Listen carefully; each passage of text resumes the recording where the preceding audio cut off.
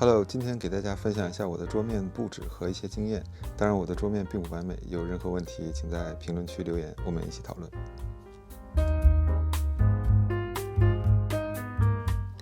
我租的是一个一室一厅，面积不大，没有单独的书房。这里是客厅的主体部分，所以这里既是书房也是客厅，休闲、娱乐、办公都在这儿。留给桌面的空间只有一个角，要放的东西还不少。除了电脑、主机、显示器、音箱等，需要安排光猫、路由器、NAS 和 UPS， 还要放10来个手办和一部分书，另外还想要个照片墙，贴一些日常照片，最后就是放一些杂物和相机。大致的需求就是这样，目前是靠一个立式书架动动板收纳了大部分的东西。下面给大家依次介绍一下，着急看书架动动板部分的可以跳到下一段。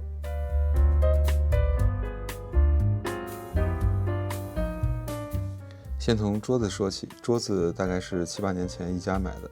这桌子可以调整高度，但不是现在电动的那种，调节范围也不大。买回来也只是调到了合适的高度，之后就再也没调过了。桌板下面有收纳线材的网兜，之前也用过，但不是很好用，线要专门绕进去，而且在里面放大一点的东西，比如显示器的电源变压器或者插线板，会硌到膝盖，所以现在也不用了，具体理线后面再说。这个桌子的优点是外观设计比较简约，桌面也比较大，缺点是不稳，会晃。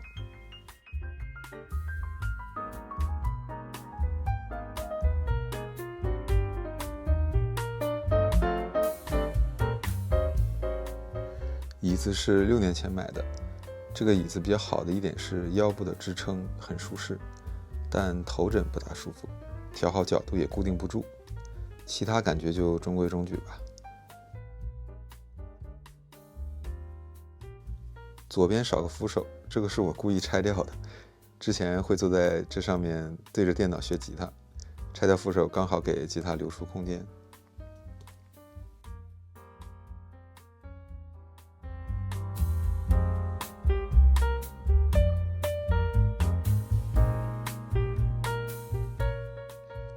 我在用的电脑，一台是自己装的 Windows 主机，机箱是乔斯伯 A4 的机箱，体积不大，2个侧面是玻璃的，虽然是垂直风道，但散热一般。最近天气太热，玩游戏的时候都是把侧板拆掉一个玩了。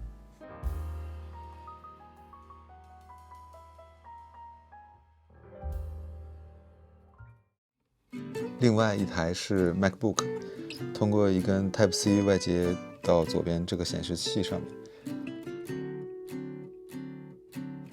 同时这根 Type-C 也可以供电。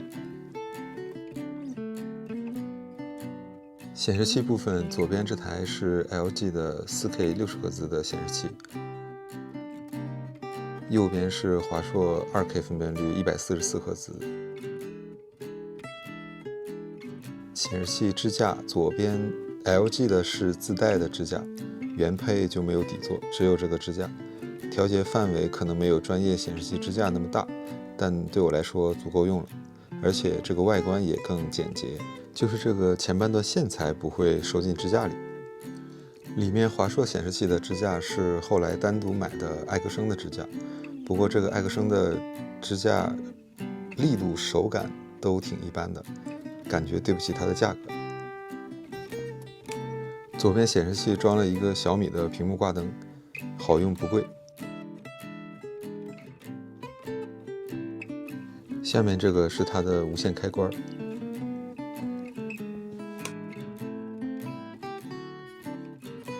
左边这个显示器主要用来看视频、看照片，以及外接 MacBook 剪视频。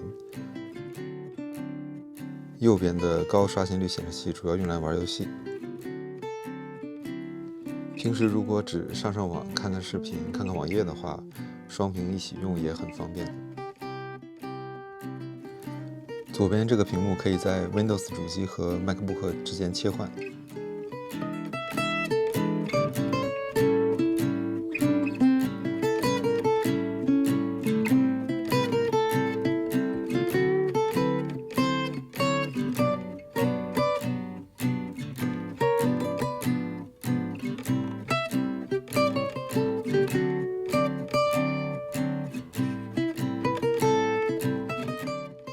再来说一下音箱，这个音箱是 EVE 的2.0桌面音箱，买它的主要原因是因为它的体积比较小，音质相对也比较好。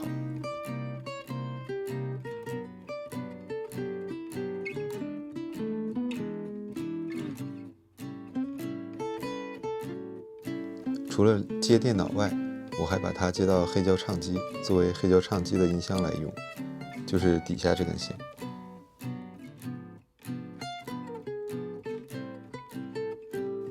用音箱上的旋钮可以切换音源输出。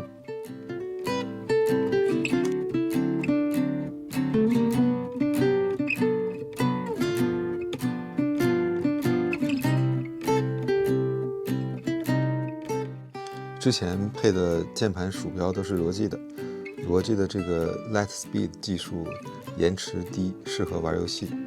不过这个键盘键帽很松垮，而且时间长了会打油。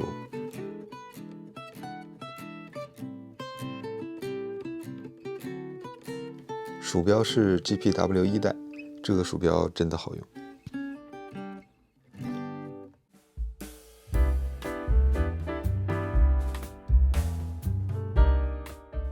为了尽量减少连接线，耳机也是罗技的无线耳机。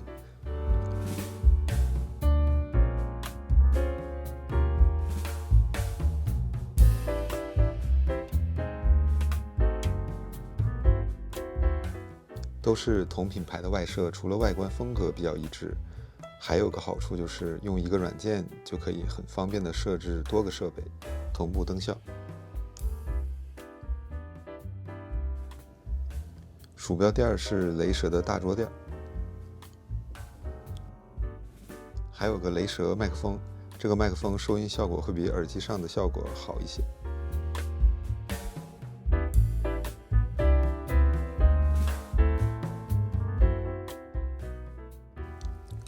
充电部分是一个小米的插线板，有3个 USB 口，目前是插了安卓和 iPhone 2个手机的充电器，以及照片打印机和屏幕挂灯的电源。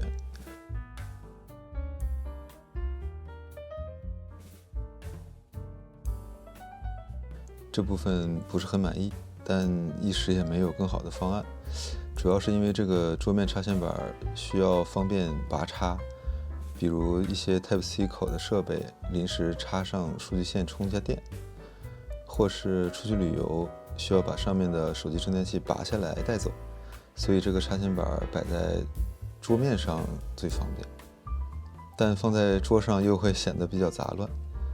有空我会研究一下怎么优化更好。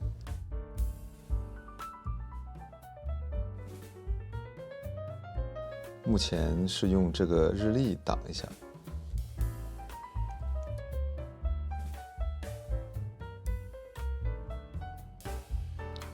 右边这个是小米的照片打印机，它需要接电，也没有其他更合适的地方，就把它放在插线板旁边了。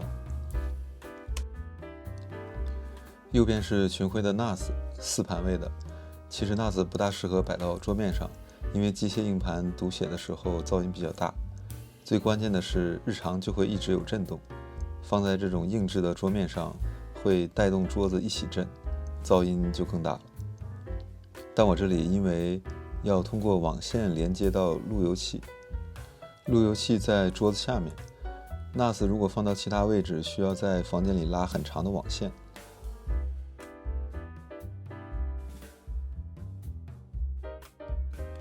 解决它与桌子一起震动的方法我试过很多种，比如下面垫鼠标垫儿，四角贴更厚的减震棉，垫泡沫板，垫快递里充气的塑料等等。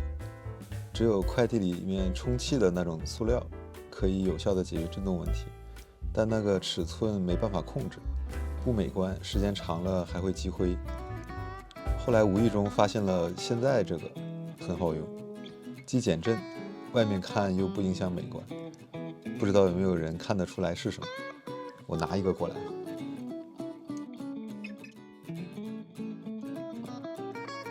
就是宜家的洗碗海绵，一包3个，这个是我刷碗用的，另外2个垫在 NAS 下面了。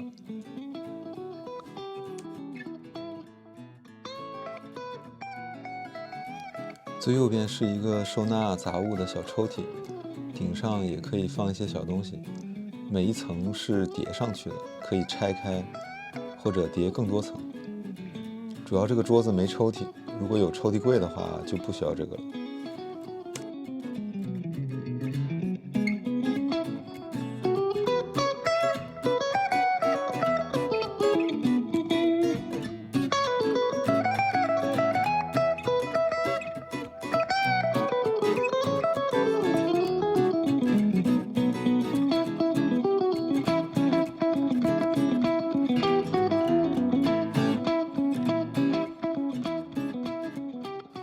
下面说一下右边这个架子，因为是租的房子，所以不方便破坏墙体，需要打钉子的置物板、洞洞板就没办法搞了。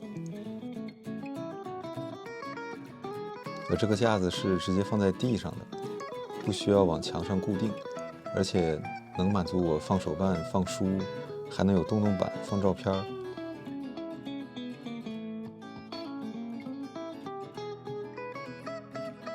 同时还利用下方的洞洞板做了一些设备的收纳。从上面开始看，最上面就是放这些不需要拿取的手办。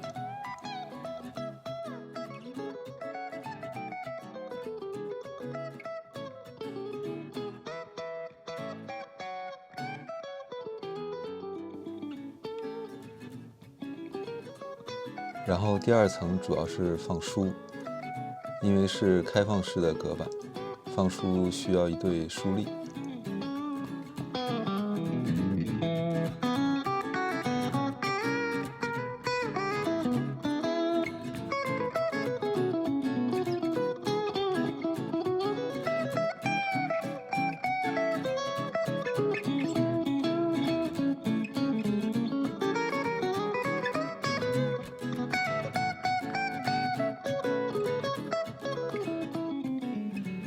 第三层本来是想放几个相机以及相机周边的一些杂物，不过现在杂物太多，相机没什么位置了，还有好几个相机没地儿放。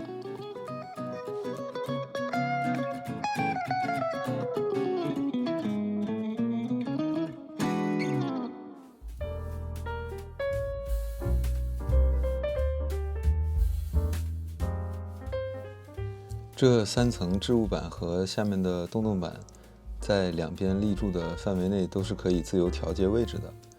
立柱上有这种相同尺寸的孔位，可以按自己的需求装任意孔位。我这里桌面上下各一块洞洞板，留给置物板的距离就上面这么多。书架这层因为有的书高度比较高，就多给了一些空间。下面一层的高度就比较小了。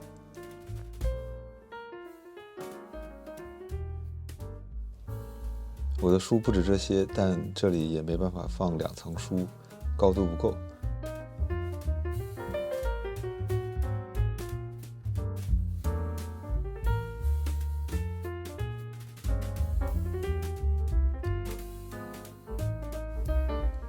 大一些的书我是放到旁边这里的。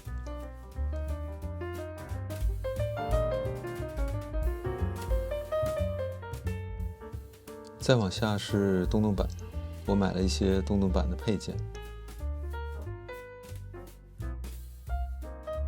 包括这种磁吸的照片夹、挂钩、杂物篮，还有这个分格子的杂物盒。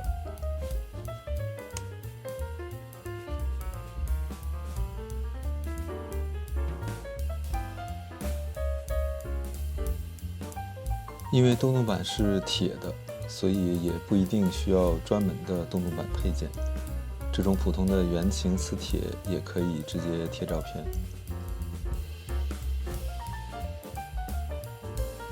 我这边因为显示器挡住了大概1/3，后面就没放太多东西，留给贴照片的空间就不多了，只能收一些旧照片，再贴一些新的上去。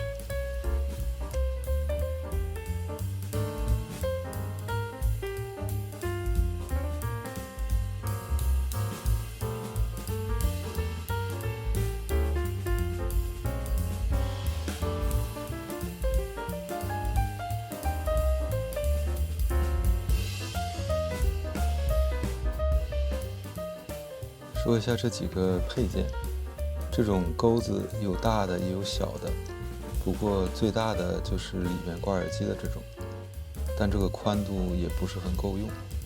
本来想挂游戏手柄，但不够宽，挂不上。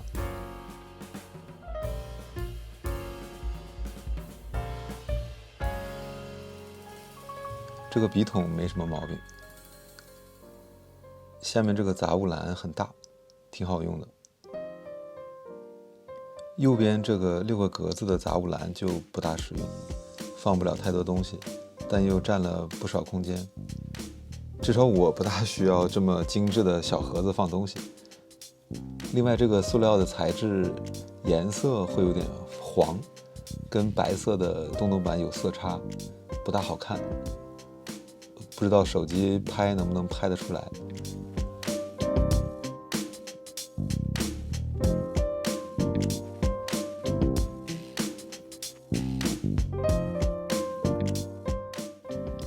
这个磁吸的照片夹牢固是很牢固，不过上面的夹子会把照片夹出一道痕迹。我拿一张来看一下。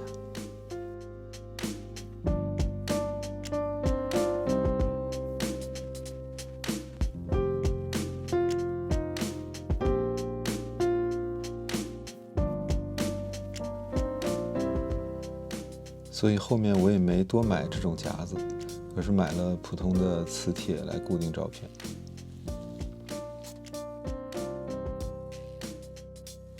说到照片，我这里有几种不同的，有宝丽来直接拍出来的，也有富士和小米打印机打出来的。有机会可能会专门做个视频，说说照片打印的经验吧。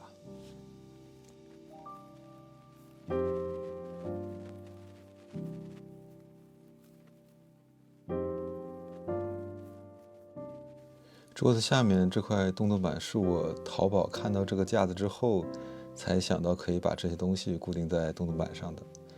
除了光猫路由器外，显示器、音箱的电源变压器、插线板这些原来都是收纳在桌面下面的网兜里，但如前面所说，因为体积比较大，放到网兜里会碰到腿。另外，因为 NAS 只好放到桌面上，给 NAS 供电的 UPS 也要放到桌子附近，所以就这么一堆东西，现在都固定到下面的洞洞板上了。有些线能从板子后面走，就从后面走了。放路由器的是一个洞洞板的配件，直角托板，上面又穿了个弹性的绳固定。光猫比较轻，就直接用2根弹性绳绑着了。这个绳有点长，打了个结。里面是电脑、音箱、显示器，包括光猫路由器的供电，还有个防止意外断电的 UPS。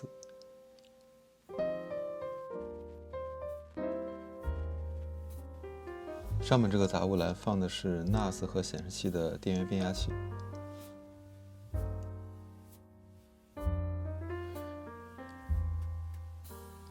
这里线材还是有点乱，最开始收纳的时候是用这种粘扣捆起来，然后贴在桌板下面，但是贴了几个月之后，从桌板上掉下来了。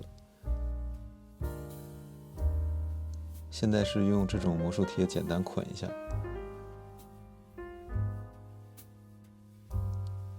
UPS 这里比较乱，主要是有几根线不是很长，只能扯着。想理得好，得重新布置，换更长的线。我这里本来是放扫地机器人，为了拍视频临时搬走了。扫地机器人在这里的时候，会把这些都挡住，眼不见心不烦吧。哪天心血来潮，我也可能会重新理下线。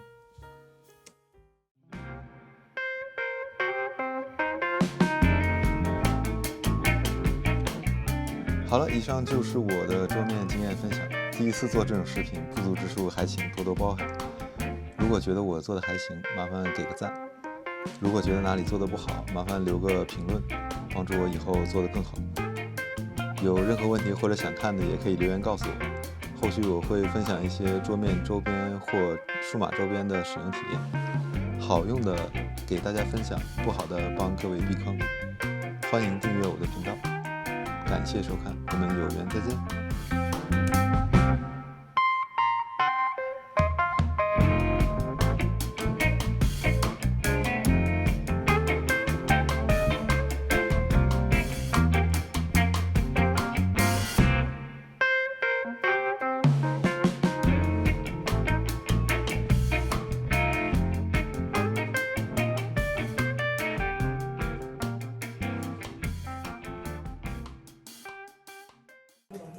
茄子迅速受热，并炒出锅气，翻炒2分钟之后，再转中小火把茄子炒软。